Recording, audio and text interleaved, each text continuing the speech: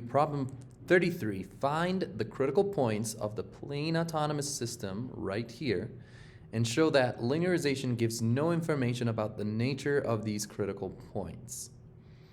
Okay, and then in part B, they want us to use the phase plane method to show that the critical points in part A are both centers.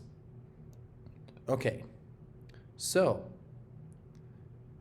I will use this table where this axis is the determinant of the Jacobian, which is the linearized version of the system, evaluated at some critical point, and this is the trace.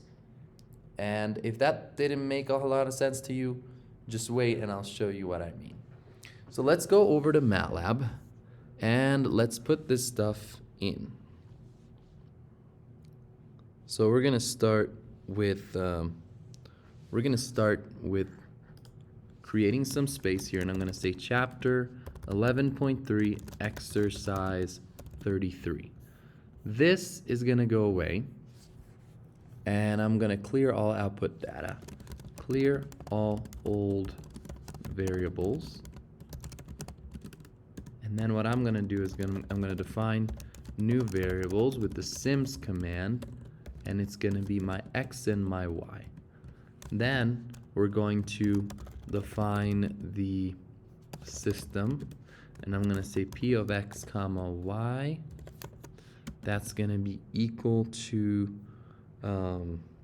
2xy, 2 times x times y. I don't want it to output, so I put a semicolon, and here xy, and that's gonna be equal to 1 minus x squared plus y squared, and close that. Now once we have that, we want to find the critical points, and that's going to be similar to what we did before.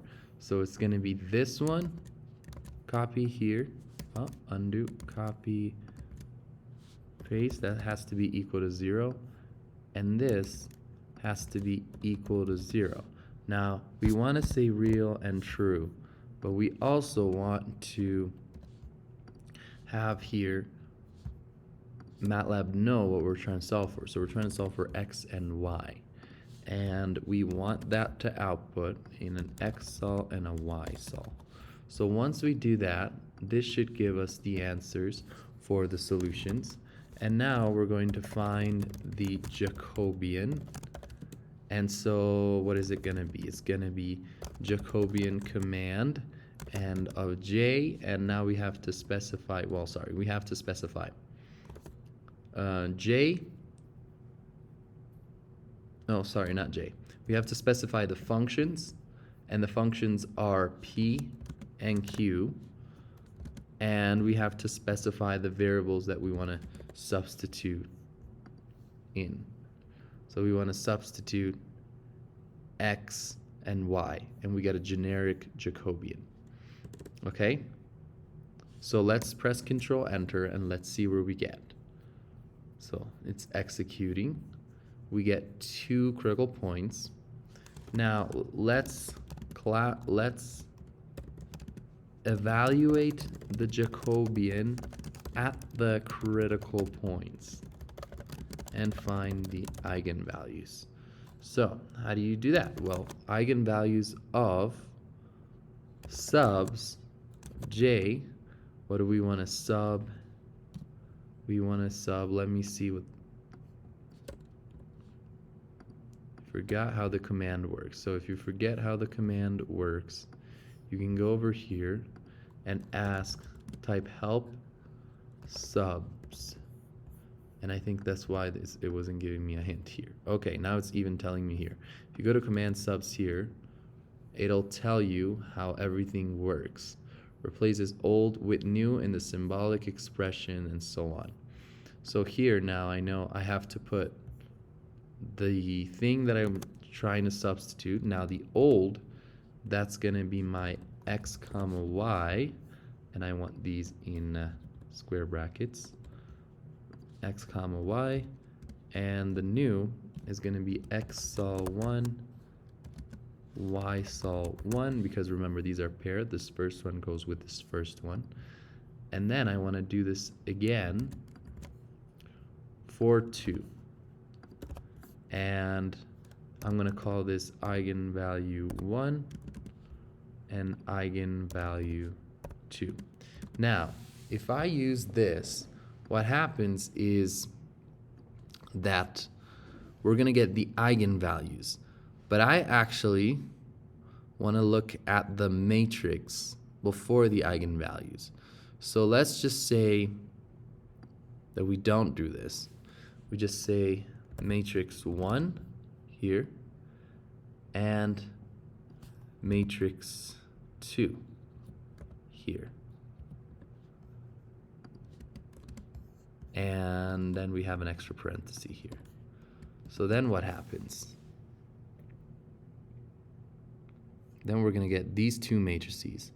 And we see that the trace is 0. Now, what does it mean when the trace is 0? Well, when the trace is 0, if we go back to this, we see this is the trace. When this is 0,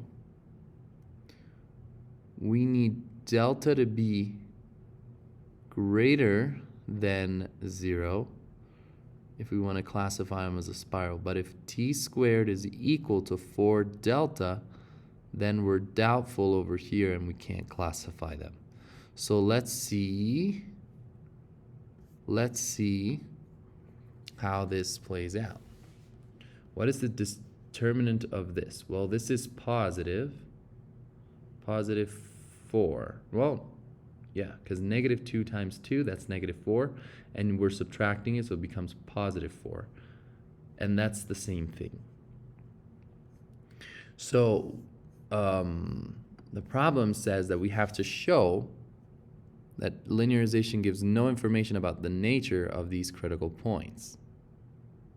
And that is because we're over here. And so even if delta is positive, I take back what I said before, we're not sure if it's a stable spiral or an unstable spiral. So let's go over to CalcPlot and let's see how we can actually figure this out. And is there a way for you to see more of that? Probably not. We'll just I'll just walk you through it. So the first thing that we want to do is we want to put this system over here. So 2xy, that's going to be over here. 2xy and 1 minus x squared plus y squared. This is going to be our system. Now we had two critical points. We had the point, let's go ahead and find it, -1, 0, and 1, 0. So if we do that, this is going to be -1, 0,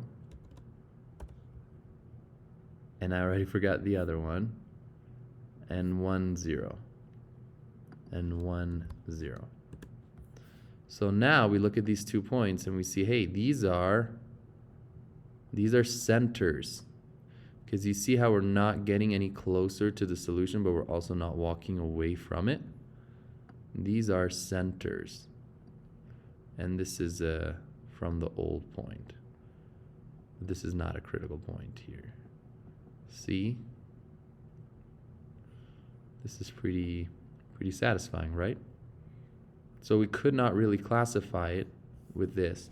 But I think this is a powerful tool because unless you land on this axis, or unless your trace squared, which is the sum of the diagonal components of the first diagonal components, the sum of these is 0, then you can say, hey, if I'm on the right here, I'm unstable. If I'm on the left, I'm stable. You just don't want to be on this line or on this line or on this line.